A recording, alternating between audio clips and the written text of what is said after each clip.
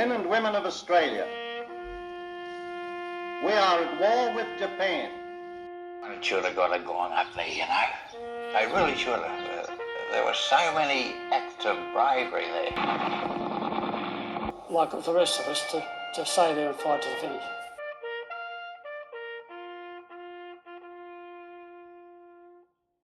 G'day, it's David Howell here from Kokoda Cast. Well, welcome to our third and fourth editions of our new series, Kokoda Cast.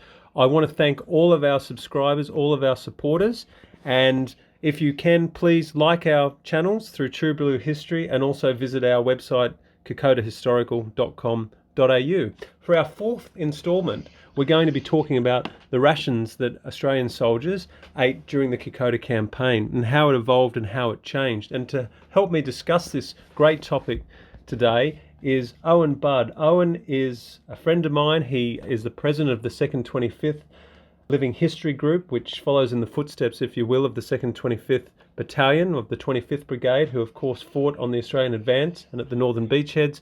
And we've also got with us a very special thing to say today is that Alan Kangamore, people will know from our website and from interviews that I've done with him at the Shrine of Remembrance, Alan has reached a huge milestone. He is 100 today. In fact, I just drove past. He's in quarantine, or not quarantine, rather, he's held up in aged care, so he can't have that many visitors, but I drove past and the local Rotary have balloons and everything, and he is 100 years old today. It's an amazing achievement for him.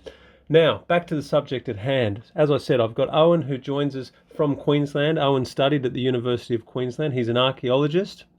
He's a cultural heritage consultant across Queensland. He works for Australian Heritage Specialist Proprietary Limited, so he's got a wonderful background in history, archaeology, but importantly, his passion about Australian soldiers in the Second World War and in the jungles of New Guinea. Welcome, Owen. Thank you, Dave. It's a pleasure to be here. Great. Well, look, Owen, as I said, I am going to do this episode today on rations, and we already covered in a previous episode about the equipment, including some messing equipment, but what the soldier carried on them. But of course, an army marches on its stomach. What can you tell us going into the start of the Kokoda Campaign about what Australian soldiers ate? Yes, well, the issuing of rations was, almost immediately a logistical sort of nightmare for the Australians. Going in, they didn't really have any kind of specialized rations for that kind of environment. Pretty well, as you would have known from the equipment, everything was sort of geared for a completely different theater of war. So they're expecting to issue anyway their usual fare, and they're really relying on what they, in the period, we know them as iron rations now, but they describe them as hard rations, being bully beef and biscuits, and that was sort of expected to at least keep troops, fed and nourished at a very basic level. Obviously, you can't really live off that for very long.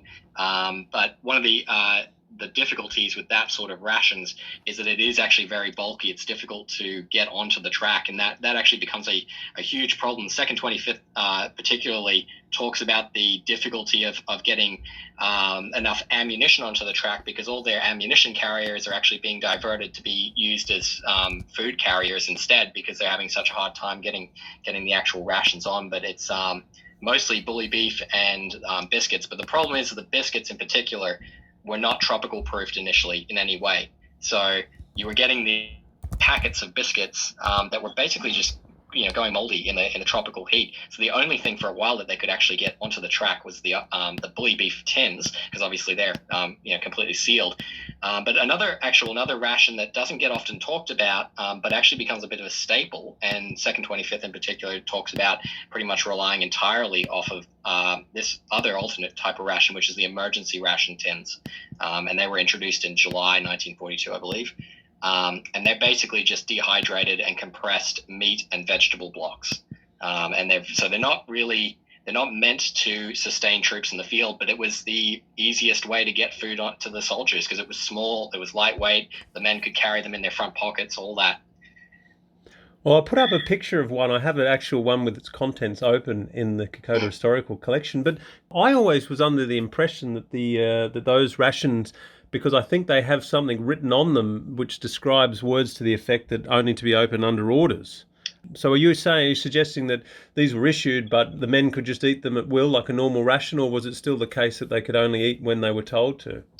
Yeah, and I think this is one of the things about World War II Australian organisation is that the COs could pretty well command their troops to just ignore some aspects of what would normally be considered, the regulations at the time. So I think in this case, considering the logistical problems they were having, they basically started to default to eating the emergency rations. Because that was kind of the only way they could get any form of sustenance. Otherwise, the only alternative, at least in the early part of the campaign, and I'm talking sort of September into October of 42, was the bully beef tins, because the biscuits just either didn't survive the tropics or didn't survive the airdrops. Yeah, well, look, I just as a little side note, we mentioned in the intro that it's the birthday today of a Kokoda veteran, and who's the last surviving officer of the 39th Battalion.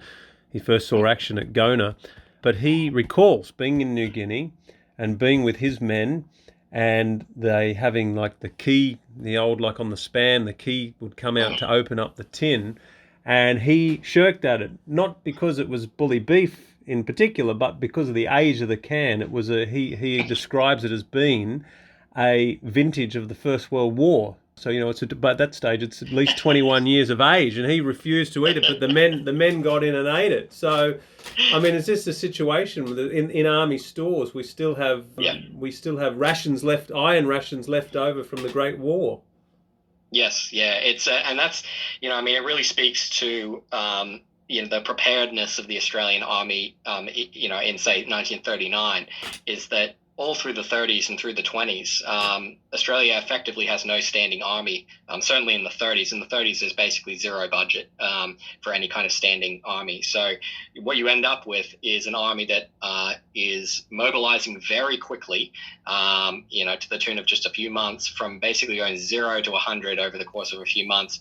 And that means that they're having to rely on stocks that are 20 years out of date at that point. Wow, when you think about it, that's quite remarkable on the back of the fact that they're entering, and we had it with Adrian Threlfall in our last edition of the Australians, moving from the desert into the jungle, and with it, you've already mentioned the biscuits going mouldy, but they're moving into a completely different environment, which not only gives the conditions where your food is going to go off much quicker, but also, and you touched on it, the logistical issues. The Kokoda Campaign is marked by the fact that everyone has to get their equipment, food and ammunition either carried by carrier lines or on their own person, or of course in the times during the campaign where they had the Myola Lakes, the dry lake beds, where they could send the biscuit bombers, and aptly named of course because of the hardtack biscuits, where they threw them out of the planes and then they had to get men to go out and collect them. So we're really on the back foot in terms of rations, aren't we? Yeah, it's really quite a serious deficit, and we see that in the battalion war diaries. Pretty well every battalion at the time is talking about the extreme difficulty keeping the men fed, and keeping in mind also the men are suffering from various debilitating tropical diseases and also bouts of dysentery just from the unsanitary conditions. So not only are the men not really getting sufficient nutrition from the food that they are eating, but they're also suffering from various illnesses which would be impacting their ability to actually keep food down in the first place. And a lot of things and this goes also for even things like the American sea rations as well, of the same period. They're not actually intended to be used long term. Hard rations and emergency rations are really only meant to keep men alive over a very short period of time. I've even read in some cases it's only really supposed to be used for a couple of weeks at most. But in this situation, men are being expected to stay nourished, stay active, and also fight using rations that are basically insufficient for the job. But in lieu of anything else, there's no real other alternative. Yeah, and I guess we're still in the infancy of what we can actually keep preserved, aren't we? I mean, I know it's the 1940s, but if we look at, say, a modern ration or what armies have today, we're completely behind. In fact, I've read, and I have it here to quote, from the wonderful battalion history, the 2nd 33rd, the foot soldiers, and in there Owen Stanley's part of it, and I'll quote here, it says, "We could feel good at the sharing of cigarettes made from dry tea leaves contained in the converted new emergency rations, but there was childlike staring and silent counting as a prized and rare tin of pears or peaches arrived and was shared out by the spoonful by the section leaders." So really, other than your meat and your biscuits, which is, as you said quite rightly, they're not great in the environment.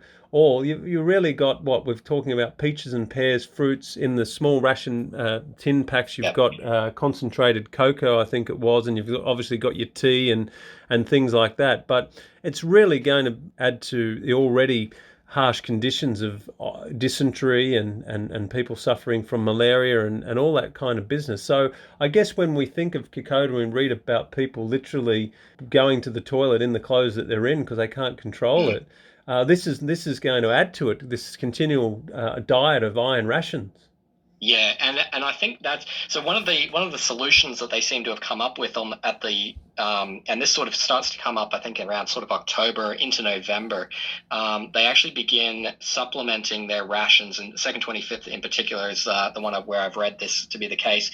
They start supplementing their rations with vegetables bought from native villages. And they actually, at one point in the 2nd 25th Battalion War Diary, they actually stipulate how much any of these food crops that are they're able to purchase should cost the men, so that the men know the rough pricing of everything. Actually, interestingly, they also give the pricing for souvenirs and things like that as well in the same list. So things like bows and arrows and all that sort of stuff, which are popular bringbacks. But the need to supplement with some form of vegetables basically eventually becomes so much that the army is having to buy that off of Papuan natives. Yeah, and look, it's not so farcical because now, of course, when people walk the Kokoda track, I certainly know people that come with me, we have meals where we try and get as much fresh stuff as we can. But obviously things like meat, for example, is all dehydrated. It's essentially an iron ration itself. It's just the modern way that it's dehydrated. You have to reconstitute it. But people buy bananas, they buy pineapples, pawpaw, potatoes the guys put in the stew. I've always got our guys going through the villages. But of course, the amount of people and the fact that a war was there and a lot of the local people had shot through because the war was on their doorstep, literally in their garden villages. And, these subsistent farmers, if you will, the farms are gone. The crops are not there. So it would have been a very difficult situation for the men on Kokoda. Absolutely. It's and it's something that probably once you start moving across the range and you start getting into those kunai grass areas or indeed, as you said, in areas maybe where the locals have really kind of left to get away from the conflict, you need to find other ways to supplement what you're being issued. And that actually becomes they actually start capturing Japanese supplies from supply dumps, especially as they start approaching the beachheads, because at that point the Japanese are vacating positions, actually pretty well abandoning supply dumps at that point because they just can't hold them. And 2nd 25th talks about captured Japanese rice literally becoming a staple of the Australian soldiers' diet as we start, heading through November as we're approaching the beachheads. So it's quite an interesting that rice becomes quite a big part of the Australian diet. Wow. Well, I've got your system unit here again from the foot soldiers, and as we've been talking, I've been scanning it for rations, and one of the entries here is D Company of the 2nd 33rd prior to going off. It says here, each man was carrying 5 days' rations of bully beef and his share of Bren magazines and 2 bandoliers of ammunition. And it goes on to say that when the original 5-day rations were gone, this is still D Company here, having been on the move since, this is almost a week into it. They've been on the move for longer than the 5 days. It said that the men had taken to digging about in the garden. So they're talking about local gardens. That was the defence locality for yam and taro and eating them raw. So, this is crazy. Like, you've only got this iron ration. It was, you and I both know, we've opened what the modern conversion is when you go to the supermarket and buy your bully beef. and Yeah. you know that jelly. All I can think about is taking that gelatine off the top of it. It would have been absolutely. It would have just been atrocious. Must have been. Oh yeah, it would have been. I mean, it's definitely a very good way to make yourself very sick, especially if those tins have been improperly stored. It becomes a very difficult thing to store a lot of this equipment, and I mean, even rations, I suppose, and also the equipment as well. I mean, this is why we see, especially late in the war, they start going to great lengths to tropical proof everything, because even things like ground sheets have to be soaked in arsenic and things like that to try and prevent rot. And the clothing gets tropical treated. It's very challenging conditions, and it becomes necessary to develop all these different ways to solve that. It's a great kind of problem solving exercise. But what it means for the men on the ground is they're actually effectively kind of test bedding a lot of these concepts of how you keep men fed in the field, and how you maintain your supply of rations in a way that doesn't inadvertently poison your own men if it's improperly stored. And I think that's where they really come out with things like the O2 ration in those tins, where it can be sealed, and even that was intended to be buried if need be. And everything in there is basically freeze dry, or not freeze dry, but it's dehydrated and then wrapped up in wax paper and tried to keep it sealed, so that it doesn't have any kind of moisture getting into it and making it inedible. Interesting that you hear that with the change in the development of the rations. And a couple of points on that I know myself is that when I followed the footsteps of B Company of the 39th, so the first of the Australian mainland units to go as a unit across the Kokoda track, I followed before the Japanese arrived, and we followed in the gear, as you're aware of. We went and did the walk, and we tried our best to do a ration plan, and we had the hardtack biscuits, we had the iron rations, and we followed the diary of a guy named Jock Wilkinson who recorded what went on. But of course, the Japanese hadn't landed, villagers were still in their gardens. So when we did it, we had actually mashed up the bully beef and mixed it in with vegetables, local root vegetables, because there's a lot of potatoes and the yams and all those sorts of things up there. And that was fine. But as we just heard from the foot soldiers, their book on the 2nd 33rd there, they're digging in the gardens. And then they go through these experimentations. And I've found another passage here where it talks about exactly what you were talking about. And I'll just read it here about moving to other rations. And it says, after the first day, the hard rations had been consumed. So the men began to open the emergency rations, which we spoke about, to discover that in every case they had been tampered with. And the flat new issued tins had all been opened, and all the contents, less the dehydrated vegetable powder, had been taken out, and the waterproof insulating tape replaced around the tin. So obviously people are getting into the bloody ration zone. Yeah, it's and it really speaks to the extreme difficulty of supply at that time, as well. It's a situation where individuals might be looking at that supply of rations, ready to be issued, and say, well, I'm feeling pretty hungry. I want to, I'll just get into those and take out what I want, seal them back up, and then they get reissued as though, and who's gonna know by the time anyone realizes they're in the field. So too late to do anything about it. Yeah, exactly right. And we're talking about thousands of people mobilized for this too. So finding a responsible individual at that time, in a field of operations where you've got thousands of people deployed, good luck.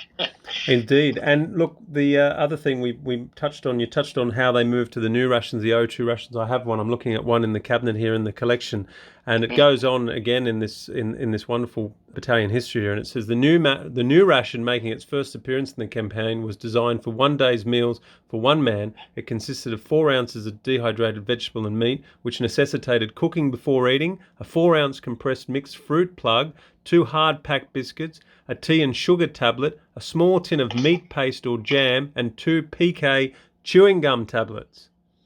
That must have been luxury by comparison to the iron rations up on the track. Yeah, and what we're seeing there is actually basically the Australian military force is kind of reaching the same level as where the U.S. Army was at that time, because the U.S. Army obviously had their C rations being issued at that time, and so that concept, I mean, it takes quite a bit to develop that kind of ration. There's quite a lot of testing that's required. There's quite a lot of thought. You also have to balance nutrition and things like vitamins. A lot of times these emergency rations as well are often fortified with vitamins and things like that. So it's not just, the usual kind of nutrients. It's actually meant to give the men a little bit of, vitamin support as well. The O2 ration, when that's introduced, that was really quite a big deal, because there was nothing like that in the Australian Army before that. Well, I remember, it's funny you should say about that nutrients level there. I remember a veteran, he's passed away now, but he was a veteran named Norm King. He was a sergeant. He was in 55th, 53rd Battalion, and I remember having lunch with him in his house, actually, and he recalled the time that he actually discovered, wherever he discovered or how he got it, I'm not sure, but he discovered like a concentrated bottle, if you will, of lime. It might have been for a cordial, to make a cordial, but it was like a lime juice. And he said that how he got by was he kept this bottle on his person. He said that was just for Normie, he would say, and he would just take a little sip each day or whatever. And he literally said to ward off the scurvy. We're almost, talking to you about this, we're almost conjuring up what it must have been like to be on a transportation ship as a convict. Yeah, it's really quite, exactly right. You're basically almost talking, the level of nutrients of a prisoner almost in the 19th century, but we're talking in the 1940s, in the army service, which should be, especially compared to other countries at the time, should be actually fairly good. But it just speaks to that, the difficulty they were encountering in solving all these problems, because a lot of this stuff, it just, nothing had really progressed since the end of World War I. There was just no funding in developing this sort of stuff. And that's why, Australia basically starts from scratch almost in 1939, and that includes the rations. And I think people didn't really realize what was needed until they experienced it and thought, well, actually, these are the problems that we're actually encountering in the field. And some of those things were probably things that they never really thought about. Yeah, and I guess meeting the fact that you are trying to wage war, and the thing that dominates the Kokoda campaigns, particularly in the Owen Stanleys, is the fact that, and what we mentioned before, of carrying all this stuff in. And what's more important? I mean, you've got to get ammunition, you've got to get food. What do you choose? I mean, there's plenty of accounts from veterans of Kokoda where, they give up some of the other luxuries, and I spoke about it in our last podcast with Gary Trainer about how they would, sacrifice some of the equipment on their person to be able to carry extra bandoliers, extra mortar rounds for the teams, or Bren gun magazines, etc. But you're really going to be stuck with this situation. You need it, but you've got to carry it, or it's got to be given to you. That's it. And that's one of the greatest difficulties. I mean, they rely quite heavily off the native carriers. But, ultimately, some of these sections and companies are operating fairly, independently. And a big part of it is, what can the men carry on their person and what can the equipment allow? And it is a balancing act basically between, because it's not just, we think of like in terms of riflemen, for example, but a rifleman isn't necessarily just carrying rifle ammunition. He's also carrying grenades. We know that their tactics on the Kokoda campaign really emphasized the use of grenades, especially at the start of an attack. So you would need to have, maybe upwards of 6 grenades on your person, and maybe up to 100 to 200 rounds of ammunition. But then on top of that, you need to have, your mess kit and your absolute bare bones basic equipment in order to stay in the field, plus, your rations. And it becomes a balancing act between how much equipment, how much ammunition, and how much food does each man carry. Mm-hmm. And I guess you touched on things going off in the tropical environment. So I guess once you're committed and you open say a tin of your iron ration, the bully beef, you got to consume it. If you don't consume it, you can't come back to it tomorrow, can you? No, absolutely. And I would argue actually probably the emergency rations would be in a similar situation, because as soon as you open that waterproof tape, you've changed the the atmosphere inside that tin. You've now exposed it to tropical moisture and humidity, which is then going to start to infiltrate those dehydrated vegetable and meat blocks. And the longer you leave them exposed, the more likely you are to get sick from consuming it. So yeah, once you open up those ration tins, once you break the seal, you are committed to consuming that ration, and there's no sort of opportunity to save some for later. It's really quite a desperate situation where you have to consume what you have on the spot. Well, I'm reminded of two things. One, Harry Katakar, who was the adjutant of the 2nd 27th Battalion, and for the listener at home, the 2nd 27th, after being recalled, or actually being brought into the Kokoda Campaign, they were held in reserve in Port Moresby, and when this Japanese breakthrough at Milne Bay was unsuccessful, they were released. And of course, Brigadier Potts, the brigade commander of the 21st Brigade, had made his stand on Brigade Hill. Didn't go well for them, and the 2nd 27th, who were the fresh ones in there, they actually get cut off, and they become known as the Lost Battalion, and it takes them a couple of weeks to get back to the Australian lines. Harry Katakar, I took his daughter across the track in 2008, 2009, I think it was, and we stopped down in the swamplands near Nauru, and as she came in, I had a picture of her father, and I had some dried apricots and some milk arrowroot biscuits. And the story goes that some of those guys who were just falling behind, they were lost, they had to cut an alternate track, and they were paralleling the main track to get back to the Australian lines. The adjutant, Harry, he looked up at the tree line, and of course Myola, I mean, the distance of the Kokoda track, 100 odd kilometres there, but in a plane, that's negligible. And he was looking at the tops of the trees to see where the trees had burst, because he thought maybe some of the supplies had drifted off course, and he did. He came across some supplies that had been literally kicked out the back of the plane, didn't make their landing, went off into the bush. And from the distance to the air, it happened to be in the path that he was, and all he found was dried apricots and milk arrowroot biscuits. And they sat down, they opened them up. But really, Owen, correct me if I'm wrong here, but all of this points to the fact that even if you were lucky to get food, pardon the French, it was shit. And not only that, it wasn't readily available. So the Kokoda Campaign has another thing that is probably not spoken about that much. It would have been one of hunger, desperate hunger. Yes, yeah, well, it would have been continuous. And like you said, you not only are you maybe getting out of the drops really unusual things like dried apricots. I mean, that would probably be the worst thing. I mean, any kind of dried fruit, if you eat too much dried fruit, that's going to run right through you. And if you're already suffering with dysentery and various other things, you're just going to feel dreadful. Insult to injury. You would have been you would have been having bowel issues in the jungle. Yeah, and certainly also, I mean, the difficulty of potable water as well. I mean, water even today is, it's a constant issue. Is getting enough sufficient clean drinking water to troops in the field has always been a difficulty, because there's no way to make it lighter. It just is what it is.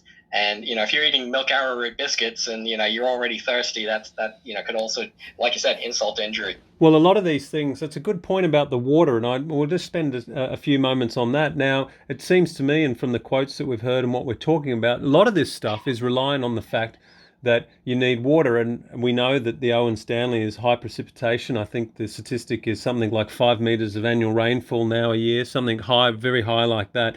But I'm reminded of accounts of, for example, of the 16th Brigade guys, 2nd, 1st, 2nd, 2nd, 2nd, 3rd guys, and with at Eora Creek. And Eora Creek, for the listener, is this massive watercourse that cuts through the Kokoda track where the fighting took place. And I remember vividly hearing Phil Dobbs, a 2nd 1st veteran, tell me that they were literally up on the hill looking down at the creek. They could hear at night time, they could hear this big, huge torrent of body of water going through, but they couldn't get to it because the Japanese dominated that area. So the only water they could get is what they could capture in their ground sheets from the rain. Yeah.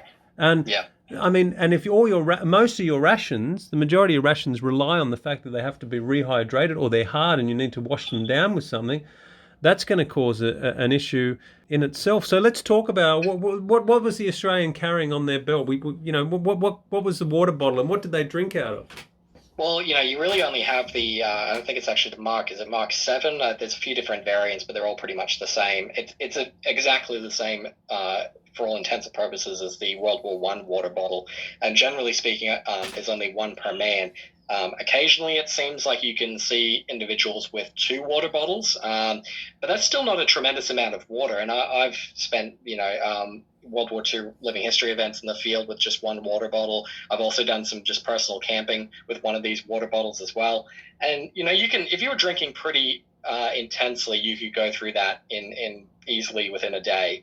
And so the need to resupply that, and considering that Australia didn't have at the time, jerry cans as we understand them, we're used to seeing, big jerry cans that you can fill up with, a decent amount of water. They only really had, these small tins called flimsies that are not really that big. I mean, they probably only have about 4 or 5, or the equivalent of about 4 or 5 water bottles in each one.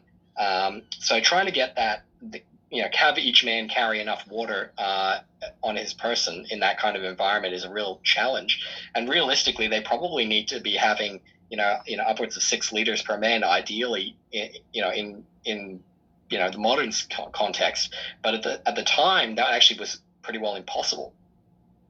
Yeah, and so if you don't want to lose your water bottle, do you? By the sounds of it, No.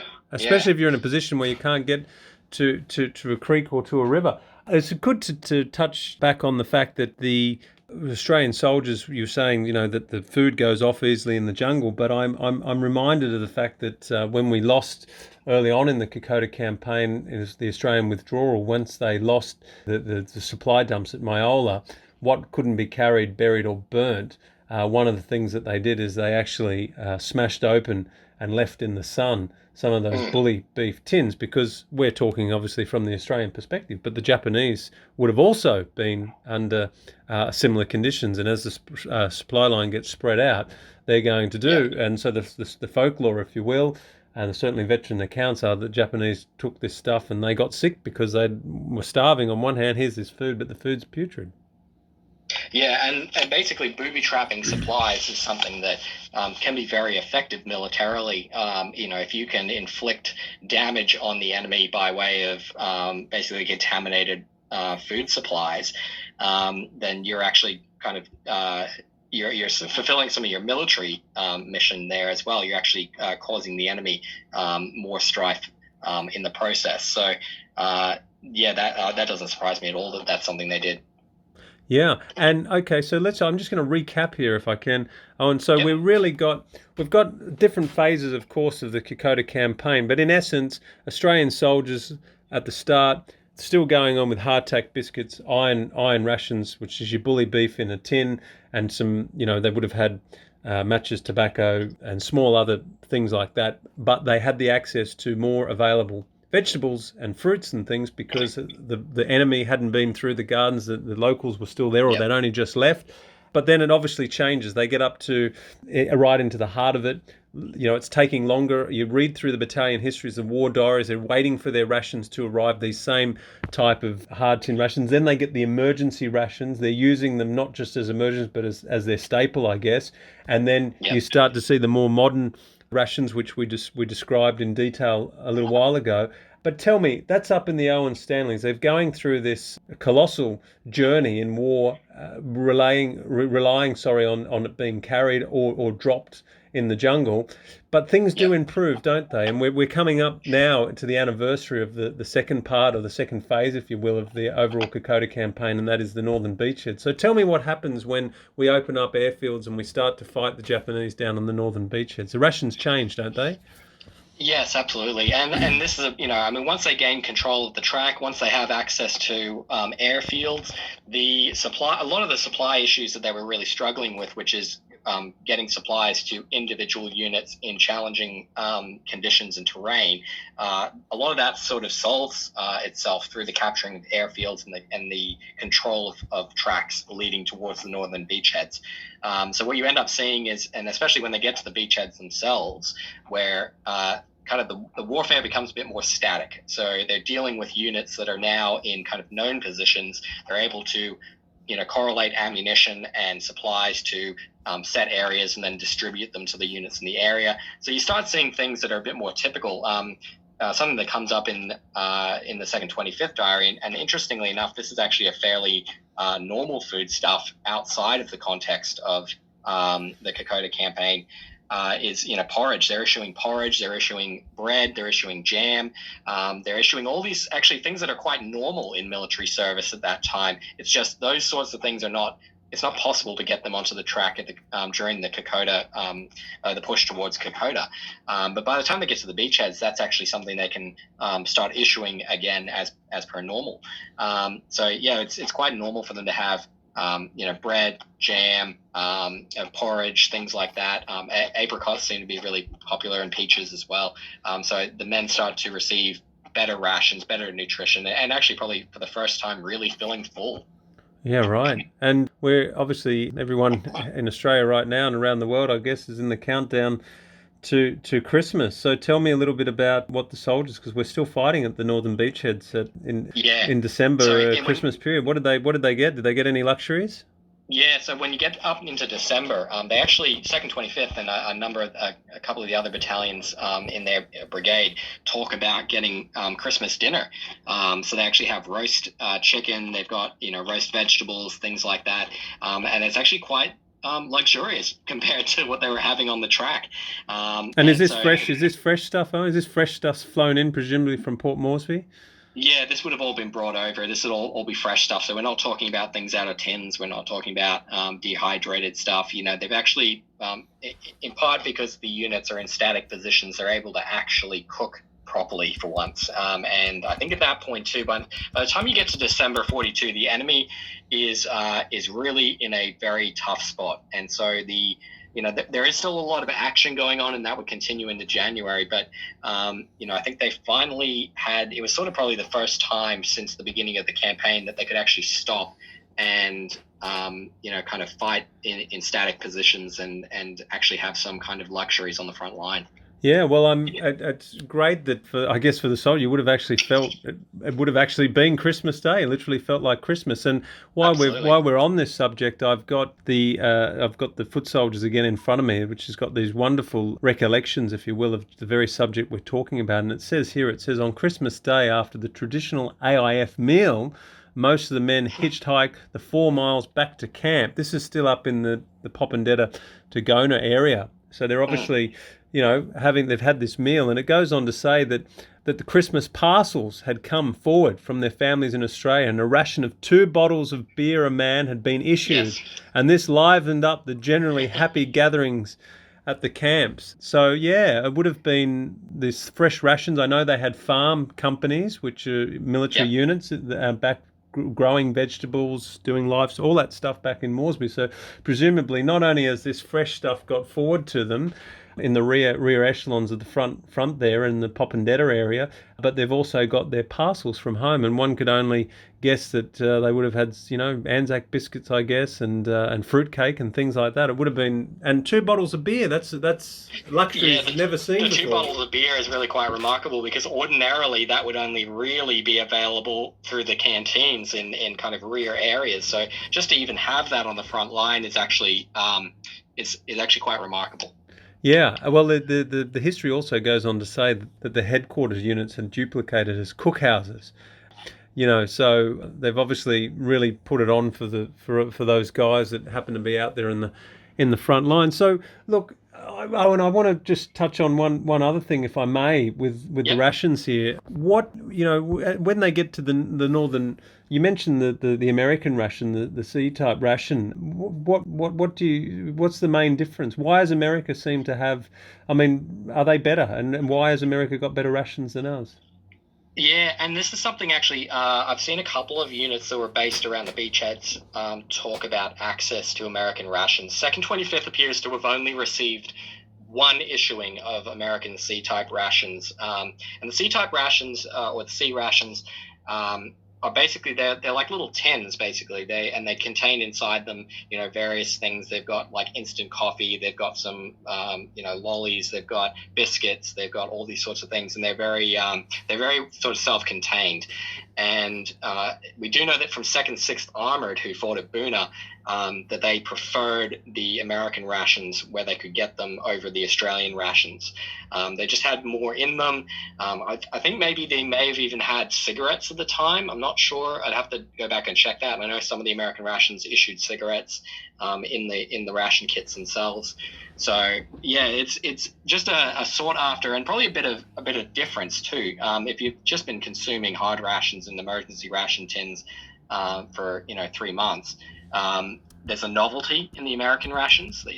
And there's different sorts of things in there. Any sort of variation is really going to be sought after by the men at that time. And presumably different packaging, different types of brands and stuff like that would have, as you say, added to the novelty of it all. Well, yeah, exactly. And we know that they issued even things like sugar cubes in the American C-type rations too. So I think it was like, 4 or so sugar cubes.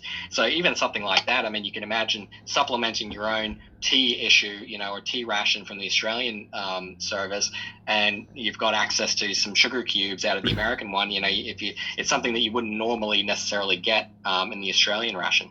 Yeah, so all great things in infantry soldiers, and it's a cultural learning curve, I guess, because a lot of these guys would never have encountered that before, would they? No, it's definitely something that, I mean, throughout the entire campaign up to that point, it's actually probably one of the first times that Australian soldiers were even exposed to that kind of ration, and certainly the first time they were issued it in any kind of capacity. Amazing. Well, Owen, look, thank you very much. It's a really interesting insight into what Australian soldiers ate, in particularly during the Northern Beachheads, but more importantly, I guess, the Owen Stanley in the Kokoda Campaign, because that was where it seemed to be a lot tougher. And my takeaway from that, especially from being up in the mountains, is that the battle for Australian soldiers, the fight on the Kokoda track, was, as I said before, one of hunger, and it's probably something that we've never really thought of, but it's something that we've been able to highlight in this episode. Absolutely. No worries. Well, Owen, thank you very much. I wish you all the best of luck with your career as an archaeologist, and I look forward to having you back on the program in the future. And for our listener at home, if you're in Queensland or you ever have an opportunity to go along and see Owen and his band of merry men, I should call them, with the 2nd 25th Living History Group, it's wonderful to see, because you really bring to life these things. It's not so much about the fighting, but rather it's about the everyday life of what the Australian soldier had to go through. So, Owen, thanks again. I really appreciate it, and we look forward to seeing you soon. Thank you, Dave.